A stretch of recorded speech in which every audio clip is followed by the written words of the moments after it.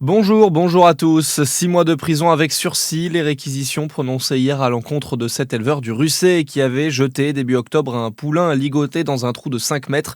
Il était jugé hier à Besançon. L'animal avait dû être euthanasié peu après sa découverte.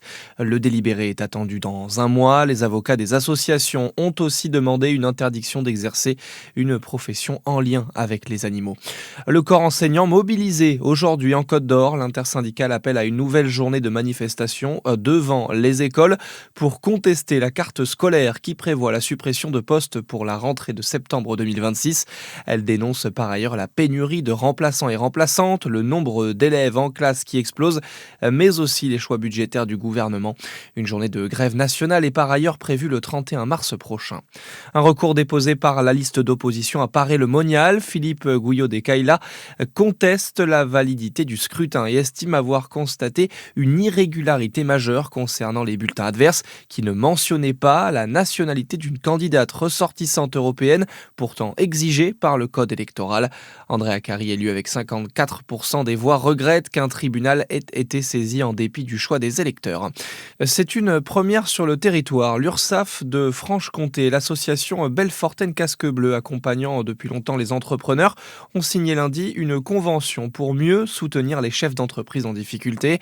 L'initiative concerne notamment le nord de la région. Les détails avec vous, Lina Sidi Moussa. Oui, l'objectif est d'intervenir le plus tôt possible auprès des entreprises rencontrant des difficultés économiques quant à leur croissance ou face à des fragilités financières, mais aussi quant aux souffrances psychologiques rencontrées.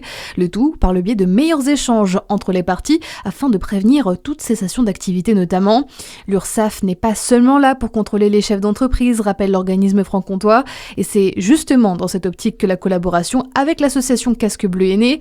Pour garantir un suivi complet, plusieurs leviers seront mis en place dans cette collaboration, de l'étalement des cotisations par l'URSSAF à des dispositifs de soutien psychologique. En 2025, l'URSSAF de Franche-Comté a accompagné plus de 600 entreprises en leur accordant également l'étalement de leurs cotisations, soit 13 millions d'euros.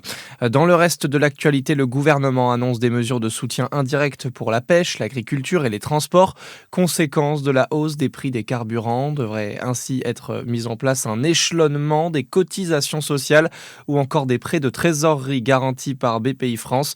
L'Association nationale des organisations de producteurs et l'Union des armateurs à la pêche de France ont immédiatement dénoncé des mesurettes. Direction les États-Unis pour l'équipe de France de foot. Les Bleus se sont rassemblés hier à Clairefontaine. Aujourd'hui, ils prennent l'avion pour les États-Unis où ils affronteront en amical jeudi le Brésil puis la Colombie dimanche. Voilà pour l'info. À suivre votre météo sur Fréquence Plus.